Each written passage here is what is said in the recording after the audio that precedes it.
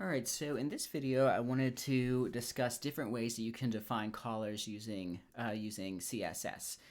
So as we demonstrated in the slides, there are some named collars. This link here shows you some of the named collars. You can also specify an RGB value, and those are going to be on an 8-bit, so they'll basically be 0 to 255 for each collar channel. You can use a hex code, so a named hex code. You can use the hue, saturation, lightness values, or you have the options of adding an alpha or basically a transparency with RGBA and then hue, saturation, lightness A. All right, so these are some of our different examples of how to accomplish that. So this is an example of named. Let me collapse this here. So again, we're basically using this like RGB function, and we're putting in our 3 values there. Again, they should be between 0 and 255. The first one is, oh, sorry, I'm down one. This is the named, sorry. So again, this is just a named collar, and you can go and look here. You just type in the name. It doesn't have to be quoted.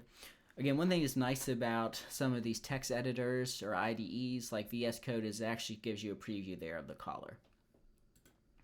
Okay, so this is an example of defining a collar using the RGB function. So again, the first value is red, the second is green, and the last is blue, and they should be 0 to 255. This is showing that with a hex code. So all hex codes, you have to begin with a hash, and then you specify the hex code. HSL is there, so the first value is between 0 and 360. It's basically around the collar wheel. And then you've got percentages for your saturation and lightness. And then again with RGBA and HSLA, you're basically just adding the alpha channel, and 1 would be fully opaque and 0 would be fully transparent. So it's basically going to scale from 0 to 1. And down here you can see I'm just using a class selector to apply each of those different collars to these different paragraphs.